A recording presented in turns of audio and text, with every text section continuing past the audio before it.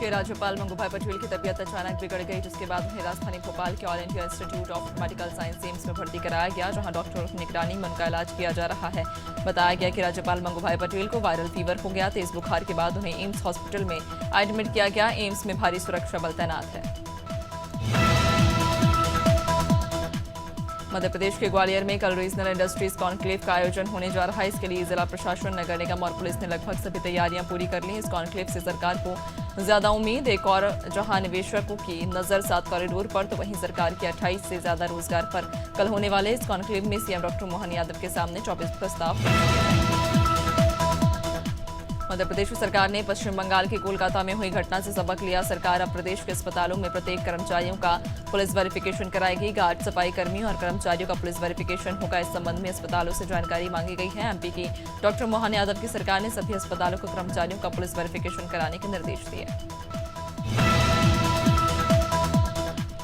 मध्य प्रदेश के डॉक्टर मोहन यादव की सरकार केरल और त्रिपुरा को 20-20 करोड़ रुपए की सहायता राशि देगी। दरअसल ये दोनों राज्य भीषण प्राकृतिक आपदा से प्रभावित इन राज्यों में बारिश, बाढ़ और भूस्खलन से बड़े स्तर पर जनहानि हुई। मुख्यमंत्री मोहन यादव ने कहा कि संकट की घड़ी में हम साथ हैं। बता दें कि भोपाल से कुशाभाऊ ठाकरे सभागार में प्रेस कॉन्फ्रेंस की गई।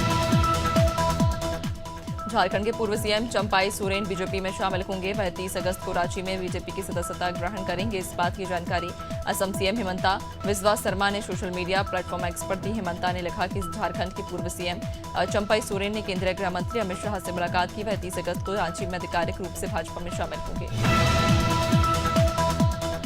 भिंड के जन्माष्टमी के अवसर पर चल समारोह निकाला गया। यह चल समारोह शहर के कई मार्गों से निकाला गया, जो संस्कृति मैरिज गार्डन में समाप्त हुआ, जिसमें बदायूं सांसद आदित्य यादव समेत कई बड़े नेता शामिल हुए। वहीं भारी संख्या में लोग चल समारोह में मौजूद रहे। दिव्य गुरु डॉक्टर शिव प्रताप जी महाराज त्रिमूर्ति सरकार धाम ने बताया कि चल समारोह ऐतिहासिक रहा।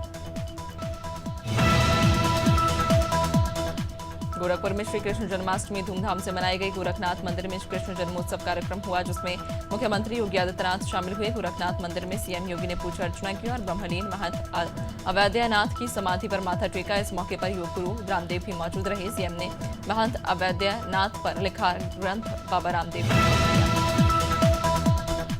जशपुर के ग्रामीण और शहरी इलाकों में श्री कृष्ण जन्मोत्सव धूमधाम से मनाया गया। कृष्ण मंदिर में आदिवासी कंवर समाज ने दही कादो का आयोजन किया, जिसमें बड़ी संख्या में महिलाएं शामिल हुई। इस दौरान सीएम विष्णुदेव साई की पत्नी कौशल्या साई ने मंदिर में विधि विधान से पूजा की। इस मौके पर कई धार्मिक कार्यक्रम का भी आयोजन हुआ।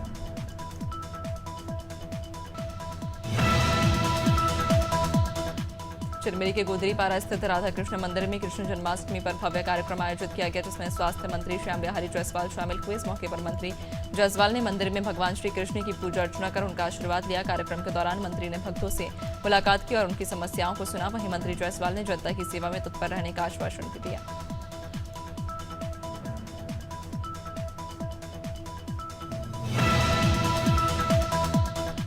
देहरादून के पुलिस लाइन में कृष्ण जन्माष्टमी पर कार्यक्रम आयोजित किया गया, जिसमें राज्यपाल लेफ्टिनेंट जनरल गुरमीत सिंह ने और मुख्यमंत्री पुष्कर सिंह धामी कार्यक्रम में शामिल हुए। कार्यक्रम में सुप्रसिद्ध भजन गायक हंसराज रघुवंशी समेत दूसरे कलाकारों ने अपनी शानदार प्रस्तुति दी।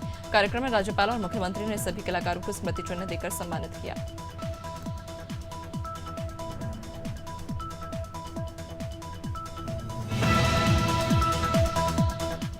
उत्तराखंड के पूर्व मुख्यमंत्री डॉक्टर रमेश पोखरियाल निशंक मसूरी दौरे पर रहे, जहां उन्होंने श्री राधा कृष्ण मंदिर में भगवान कृष्ण के दर्शन कर लोगों को जन्माष्टमी की शुभकामनाएं दी। पोखरियाल ने प्रेस वार्ता करते हुए बताया कि उत्तराखंड के थानों में लेखा गांव का निर्माण करवाया जा रहा है, जिसमें देश भर के लेखक रहकर अध्ययन कर अपना जीवन यापन करेंगे।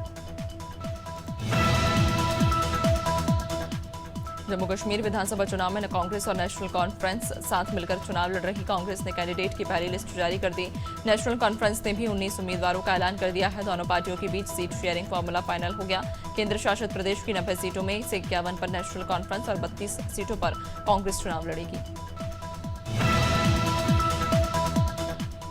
बदायूं के कोतवाली उछानी क्षेत्र में एक महिला की बदमाशों ने गला रेतकर सरारेहा हत्या कर दी है, जबकि उसका पति हमले में गंभीर रूप से घायल हुआ। दंपति दिल्ली से लौट रहे थे और लूट का विरोध करने पर बदमाशों ने वारदात को अंजाम दिया। फिलहाल एसएसपी डॉक्टर ब्रजेश सिंह समेत पुलिस मौके पर मौजूद। बदमाशों की तलाश जारी। कासगंज के भीखपुर में एक साथ 2 मौतें होने से क्षेत्र में मातम पसरा हुआ है। बता दें, पहला मामला सड़क दुर्घटना से जुड़ा हुआ। यहां एक युवक सड़क दुर्घटना में घायल हो गया, इलाज के दौरान उसकी मौत हो गई। दूसरे मामले में गांव के ही एक मुख्य आरक्षी की जयपुर में तबीयत खराब हो गई। दोनों ही शवों को जब भीखपुर लाया गया तो गांव में मातम फैल गया। ग्वालियर में कांग्रेस नेता ने बीच सड़क पर मारपीट की। मामला इंदरगंज थाना इलाके का, जहां कांग्रेस नेता हरिओम शर्मा ने महिला को लाठी से पीटा, जिसका वीडियो भी सामने आया। महिला ने इंदरगंज थाना में कांग्रेस नेता के खिलाफ शिकायत की। फिलहाल पुलिस ने कांग्रेस नेता हरिओम शर्मा पर केस दर्ज कर लिया।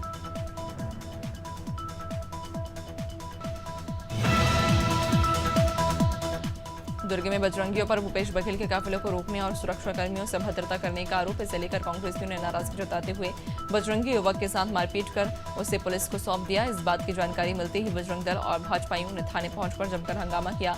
भाजपाइयों का आरोप है कि कांग्रेसियों ने युवक अमित लखवानी का जिम से अपहरण किया, फिर उसके साथ मारपीट। नाबालिग से दुष्कर्म करने वाले आरोपी को पीड़ित के परिजन की शिकायत पर गिरफ्तार कर लिया गया। मामला लखनपुर थाना क्षेत्र का।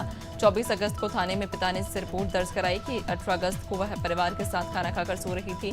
देर रात उसकी पत्नी ने बताया कि उनकी नाबालिग बेटी पर घर पर नहीं है। पति पत्नी बेटी की तलाश कर रहे थे। इसी बीच घर लौटकर पीड़िता ने परिजन को टीकमगढ़ के लिधौरा थाना इलाके से गैंगरेप का सनसनीखेज मामला सामने आया, जहां 4 दरिंदों ने नाबालिग के साथ सामूहिक दुष्कर्म की वारदात को अंजाम दिया। इतना ही नहीं, आरोपियों ने उसका वीडियो भी बनाया। वीडियो के पीड़िता के परिजनों की शिकायत पर पुलिस ने मामला दर्ज कर लिया। साथ ही 2 आरोपियों को पुलिस ने गिरफ्तार अभिरक्षा में लिया है।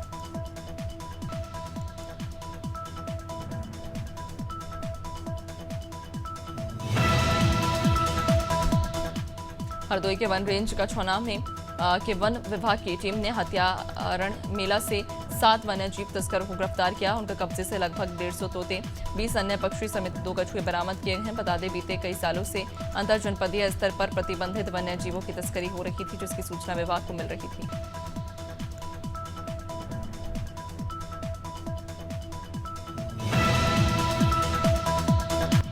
हरदोई में चोरों के हौसले बुलंद। घटना पेहानी थाना क्षेत्र की, जहां चोरों ने सोने मकान को निशाना बनाया। ये सारी वारदात सीसीटीवी कैमरे में कैद हो गई। जानकारी के मुताबिक लोहानी निवासी वसीम अपने परिवार के साथ कहीं गए थे कि चोरों ने घर पर धावा बोल दिया और मौके से फरार हो गए। सूचना मिलते ही पुलिस मौके पर पहुंची और मामले की जांच में जुट गई।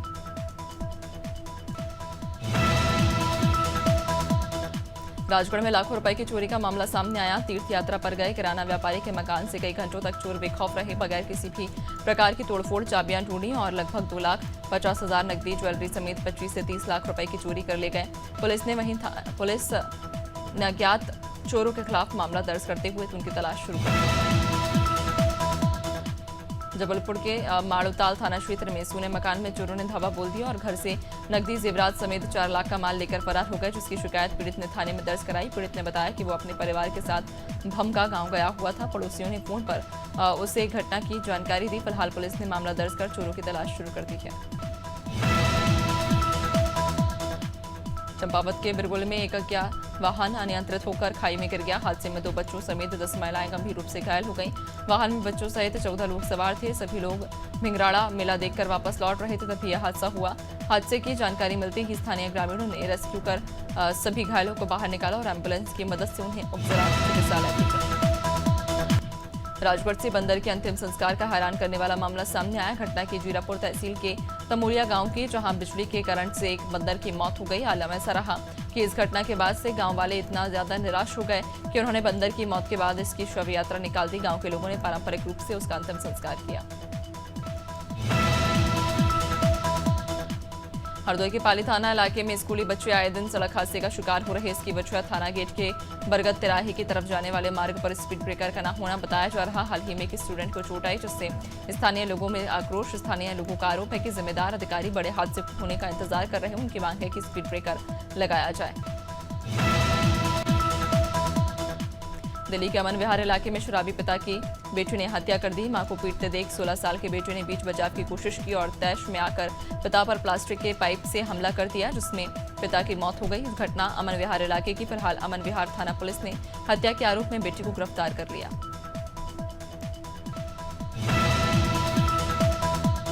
चित्रकूट में ट्रक ड्राइवर के साथ मारपीट करने वाले ट्रैफिक पुलिस के सिपाही को एसपी ने निलंबित कर दिया। साथ ही विभागीय जांच के आदेश दिए। बता दें कि सोशल मीडिया पर ट्रक ड्राइवर के साथ मारपीट का वीडियो वायरल हुआ। वीडियो में देखा जा सकता है कि ट्रक ड्राइवर को एंट्री शुल्क न देने पर सिपाही ने डंडों से उसकी पिटाई की।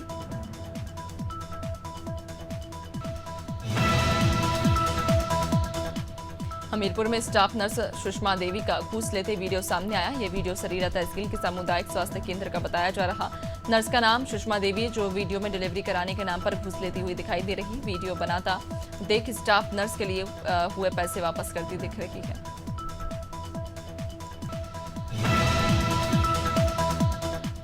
महासमुंद के बेलमुंडी गांव में डायरिया का प्रकोप बढ़ गया। गांव के लगभग 30 लोग डायरिया की चपेट में, जबकि एक व्यक्ति की मौत हो चुकी। पिछले 3 दिनों से गांव में लगातार डायरिया मरीजों की संख्या बढ़ रही है। ऐसे में स्वास्थ्य विभाग ने लोगों की मदद के लिए कैंप लगाया, लेकिन कैंप में सिर्फ स्टाफ नर्स, कोई डॉक्टर नहीं। डायरिया के बढ़ते केस को देखते हुए सरायपाली विधायक चतुरीनंदन ने मरीजों का हाल जाना।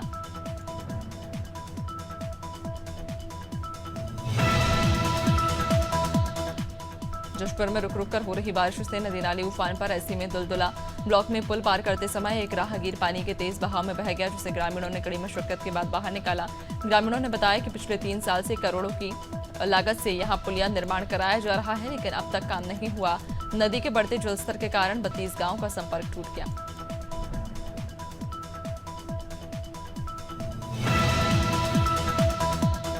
महोबा में यूपी पुलिस की मानवता की मिसाल पेश करती तस्वीर सामने आई। यहां हाईवे किनारे गंभीर अवस्था में पड़े बाइक सवार युवक को पुलिस अधिकारी ने समय पर जिला अस्पताल पहुंचाया। फिलहाल घायल युवक का अस्पताल के इमरजेंसी वार्ड में इलाज चल रहा, जहां उसकी हालत स्थिर। मामला शहर कोतवाली क्षेत्र के कानपुर सागर हाईवे का, जहां बाइक सवार गंभीर हालत में पड़ा हुआ था। दमोह में भगवान श्री कृष्ण की जन्माष्टमी के मौके पर यदुवंशियों ने शहर में भव्य शोभा यात्रा निकाली।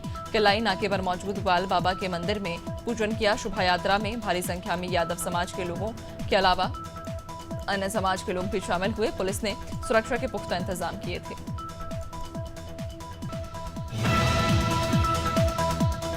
हरदा के कन्या सीएम राइज स्कूल में श्री कृष्ण जन्मोत्सव हर्षोल्लास के साथ मनाया गया। यहां छात्राओं ने भगवान श्री कृष्ण की लीला की सुंदर प्रस्तुति दी। कार्यक्रम में मुख्य अतिथि जिला शिक्षा अधिकारी एडीएस रघुवंशी मौजूद रहे। जिला शिक्षा अधिकारी ने बच्चों को श्री राधा कृष्ण के जन्म के बारे में जानकारी दी।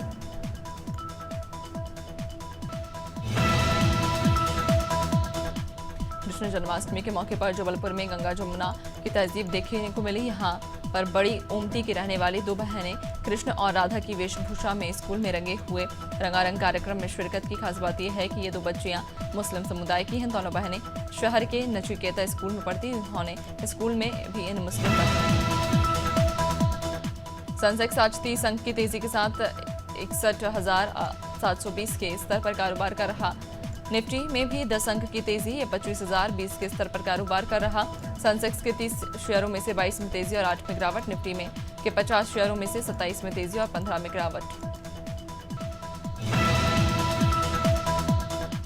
घरेलू बाजार में सोने के दाम में कमी आई है। मल्टी कमोडिटी एक्सचेंज पर 24 कैरेट सोना 174 रुपए सस्ता होकर 71,865 रुपए प्रति 10 ग्राम पर आ गया। इससे पहले सोमवार को ये 72,049 रुपए प्रति 10 ग्राम के भाव पर बंद हुआ था। चांदी भी सस्ती हुई। चांदी 58 रुपए प्रति किलोग्राम की मामूली गिरावट के साथ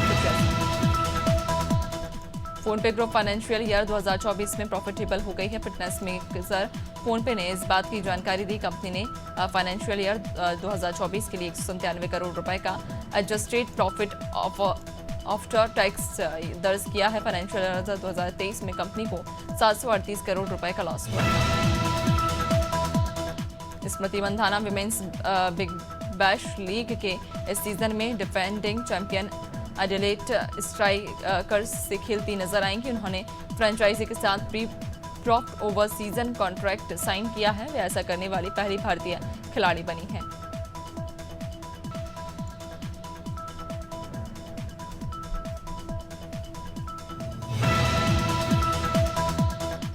इंटरनेशनल क्रिकेट काउंसिल ने विमेंस T20 वर्ल्ड कप का नया शेड्यूल घोषित कर दिया। टूर्नामेंट 3 अक्टूबर से शुरू होकर 20 अक्टूबर तक चलेगा। भारत पाकिस्तान मैच 6 अक्टूबर को दुबई में होगा। इसी स्टेडियम में फाइनल भी खेला जाएगा। विमेंस T20 वर्ल्ड कप पहले बांग्लादेश में खेला जाना था, लेकिन देश में हुए राजनीतिक तख्तापलट के बाद ICC ने टूर्नामेंट को UAE शिफ्ट कर दिया।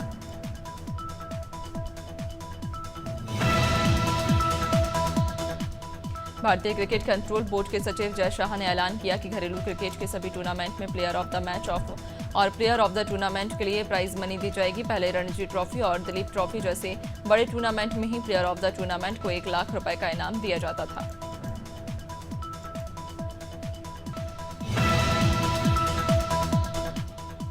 रावलपिंडी टेस्ट के बाद पाकिस्तान और बांग्लादेश को world test championship points table में नुकसान हुआ। दोनों पर स्लो ओवर रेट के कारण जुर्माना लगा। होम टीम पाकिस्तान के 6 पॉइंट्स वहीं बांग्लादेश के 3 पॉइंट कम किए गए।